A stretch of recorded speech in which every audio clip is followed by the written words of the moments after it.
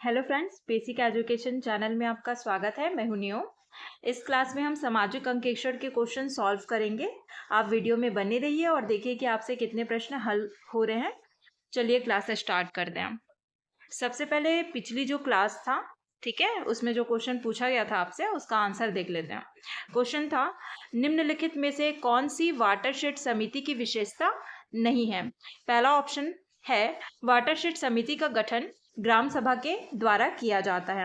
बिल्कुल सही है। जो वाटरशेड समिति है इसका गठन कौन करता है? ग्राम सभा के द्वारा किया जाता है, तो ये विशेषता सही हो गया।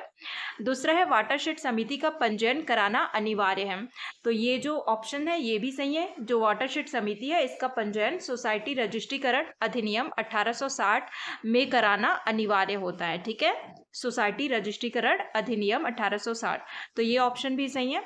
तीसरा है ग्राम पंचायत द्वारा वाटरशेड समिति के अध्यक्ष की नियुक्ति की जाती है, तो ये जो ऑप्शन है वो गलत हो गया हो जाएगा। ठीक है, तो इस प्रश्न का राइट आंसर होगा ऑप्शन तीसरा। ठीक है, चौथा ऑप्शन सही है, कम से कम 10 सदस्य वाटरशेड समिति में होने चाहिए। ठीक है, आज का पहला प्रश्न है, सामाजिक अंकेक्षण का अधिकार निम्नलिखित में से किसे दिया गया है। पहला ऑप्शन है ग्राम पंचायत को, दूसरा ऑप्शन है ग्राम सभा को, तीसरा ऑप्शन है एक और दो दोनों, चौथा ऑप्शन है इनमें से कोई नहीं। तो जो सामाजिक अंकेक्षण है, ठीक है, सोशल ऑडिट, उसका अधिकार दिया गया है ग्राम सभा को, तो ऑप्शन दूसरा इसका राइट आंसर हो जाएगा। अगला प्रश्न है, सामाजिक अंकेक्षण की आवश्यकता के संदर्भ में सही है। पहला ऑप्शन है जवाबदेही सुनिश्चित करना, दूसरा ऑप्शन है जागरूकता फैलाना, तीसरा ऑप्शन है योजना की क्रियान्वयन एवं निगरानी में अपेक्षित सुधार करना, चौथा ऑप्शन है उपरोक्त सभी। तो जो सामाजिक अंकेक्षण होता है उसकी आवश्यकता या आप कह सकते हैं उद्देश्य, उसके संदर्भ में सही है। तो ये जो जवाबदेही सुनिश्चित करना, ये सामाजिक अंकेक्षण का उद्देश्य है, तो ये ऑप्शन सही हो जाएगा। दूसरा है जागरूकता फैलाना, ये भी सामाजिक अंकेक्षण का उद्देश्य है। तीसरा योजना का क्रियान्वयन करना, उसकी निगरानी करना, और अगर कुछ गलत है तो उसमें सुधार करना भी सामाजिक अंकेक्षण का कार्य होता है, तो इस प्रश्न का राइट आंसर हो जाएगा ऑप्शन चौथा। ठीक है, अगला प्रश्न है, सामाजिक अंकेक्षण में ग्राम सभा के अध्यक्षता कौन करता है। पहला ऑप्शन है सरपंच, दूसरा ऑप्शन है पंचायत सचिव, तीसरा ऑप्शन है जनता द्वारा चुने गए प्रतिनिधि, चौथा ऑप्शन है इनमें से कोई नहीं। तो याद रखिएगा, जो सामाजिक अंकेक्षण होता है, ठीक है, उसमें ग्राम सभा की अध्यक्षता कौन करता है, तो वो करते हैं जनता द्वारा चुने गए प्रतिनिधि, यानी ऑप्शन तीसरा इसका राइट आंसर हो जाएगा।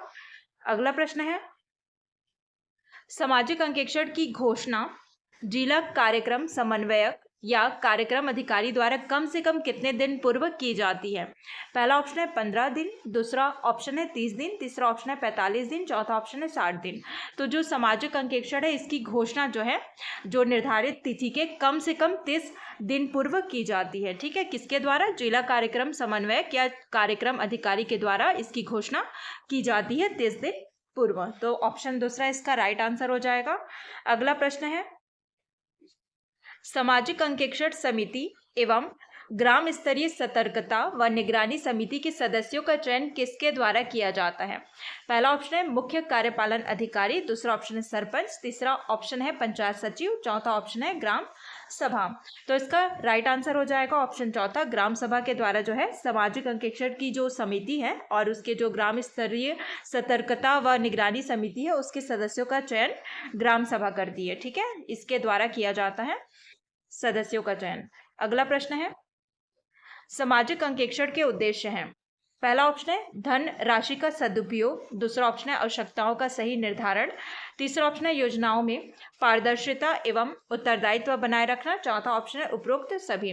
तो याद रखिएगा, जो सामाजिक अंकेक्षण है उसका उद्देश्य होता है धनराशि का सदुपयोग, ठीक है, कि सही जगह में धनराशि का उपयोग किया जा रहा है, ये निगरानी करना सामाजिक अंकेक्षण का कार्य होता है। ठीक है, और आवश्यकताओं का सही निर्धारण करना, कितनी ज़रूरत है, ठीक है, और योजनाओं में पारदर्शिता लाना और उत्तरदायित्व बनाए रखना, ये सामाजिक अंकेक्षण का कार्य होता है। तो इस प्रश्न का राइट आंसर हो जाएगा ऑप्शन चौथा, उपरोक्त सभी। अगला प्रश्न है, सामाजिक अंकेक्षण की ग्राम सभा के कोरम के संदर्भ में निम्नलिखित में से सही नहीं है। पहला ऑप्शन है इनमें कोरम गांव की ग्राम सभा के कोरम के बराबर होती है। दूसरा ऑप्शन है महिलाओं की हिस्सेदारी 1/3 अनिवार्य है। तीसरा ऑप्शन है 1 और 2 दोनों सही है। चौथा ऑप्शन है इनमें से कोई नहीं। तो प्रश्न में कहा जा रहा है कि जो सामाजिक अंकेक्षण है उसकी जो ग्राम सभा है उसके कोरम के संदर्भ में गलत कौन सा कथन है। ठीक है, पहला ऑप्शन है इनमें कोरम गांव की ग्राम सभा के कोरम के बराबर होती है। ये जो पहला ऑप्शन है बिल्कुल सही है। जो कोरम होता है गांव की जो ग्राम सभा होती है उसके कोरम के बराबर होता है, यानी कि ग्राम सभा के सदस्यों की संख्या के कुल सदस्यों की संख्या के 1/10 होता है कोरम। ठीक है, और जिसमें महिलाओं की हिस्सेदारी 1/3 होना चाहिए। तो ये भी सही है, यानी इस प्रश्न का राइट आंसर हो जाएगा ऑप्शन तीसरा। ओके, अगला प्रश्न है सामाजिक अंकेक्षण हेतु जांच दल के सदस्यों के संबंध में सही विकल्प है। पहला ऑप्शन है जांच दल के सदस्यों का चुनाव ग्राम सभा करती है। दूसरा ऑप्शन है जांच दल में अधिकतम 7 सदस्यों का चुनाव किया जा सकता है। तीसरा ऑप्शन है सदस्यों को मानदेय नहीं दिया जाता। चौथा ऑप्शन उपरोक्त सभी। तो कौन सा कथन सही होगा? तो इस प्रश्न का राइट आंसर होगा ऑप्शन चौथा। जितने भी कथन दिए गए हैं, ठीक है, ये सारे सही हैं कि जो जांच दल है उसके सदस्यों का जो चुनाव है वो ग्राम सभा करती है और इसमें अधिकतम 7 सदस्यों का चुनाव किया जाता है और इन सदस्यों को मानदेय नहीं दिया जाता। ठीक है, अगला प्रश्न है सामाजिक अंकेक्षण फोरम और तकनीकी दलों की रिपोर्ट किसे भेजी जाती है? पहला ऑप्शन है कार्यक्रम अधिकारी को। दूसरा ऑप्शन है जिला पंचायत को। तीसरा ऑप्शन है 1 और 2 दोनों। चौथा ऑप्शन है इनमें से कोई नहीं। तो जो सामाजिक अंकेक्षण फोरम है और जो तकनीकी दल है उसकी जो रिपोर्ट भेजी जाती है कार्यक्रम अधिकारी और जिला पंचायत दोनों को ही भेजी जाती है, यानी कि इस प्रश्न का राइट आंसर होगा ऑप्शन तीसरा। अगला प्रश्न है सामाजिक अंकेक्षण के निर्णय किस आधार पर किए जाते हैं? पहला ऑप्शन है ग्राम सभा के निर्णय से। दूसरा ऑप्शन है आम सहमति से। तीसरा ऑप्शन है मतदान के आधार पर बहुमत से। चौथा ऑप्शन है इनमें से कोई नहीं। तो जो सामाजिक अंकेक्षण है उसके निर्णय जो किया जाता है उसका आधार है मतदान के आधार पर बहुमत से, यानी ऑप्शन तीसरा राइट आंसर हो जाएगा।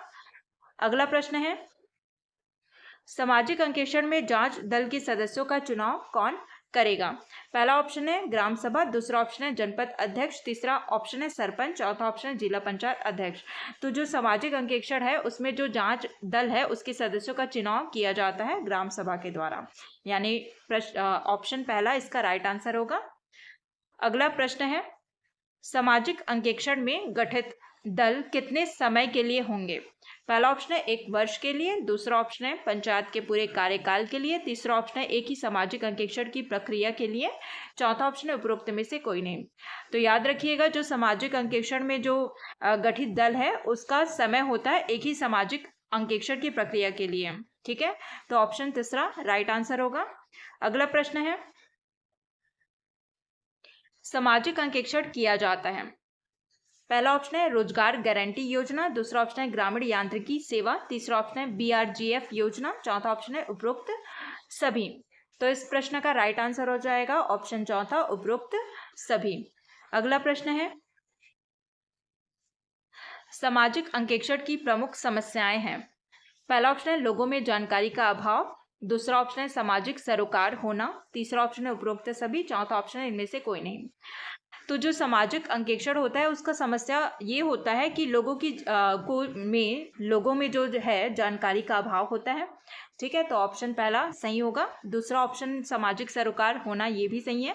तो इस प्रश्न का राइट आंसर हो जाएगा ऑप्शन तीसरा उपरोक्त सभी। ठीक है, ये सारी जो है समस्याएं हैं कि लोगों में जानकारी का अभाव होता है और सामाजिक सरोकार होना, ये जो है सामाजिक अंकेक्षण की प्रमुख समस्याएं हैं। अगला प्रश्न है सामाजिक अंकेक्षण से मजदूरों को लाभ होता है। पहला ऑप्शन है कार्य का सही मूल्यांकन होना। दूसरा है भविष्य में होने वाले कामों की जानकारी मिलती है। तीसरा ऑप्शन है शासकीय सुविधाओं की जानकारी मिलेगी। चौथा ऑप्शन है उपरोक्त सभी। तो जो सामाजिक अंकेक्षण है इसमें मजदूरों को क्या लाभ होता है?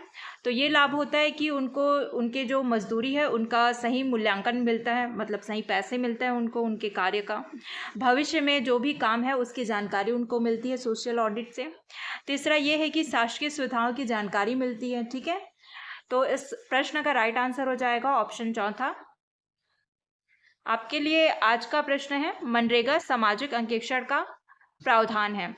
ठीक है, पहला ऑप्शन है धारा 14 में, दूसरा ऑप्शन है धारा 15 में, तीसरा ऑप्शन है धारा 16 में, चौथा ऑप्शन है धारा 17 में।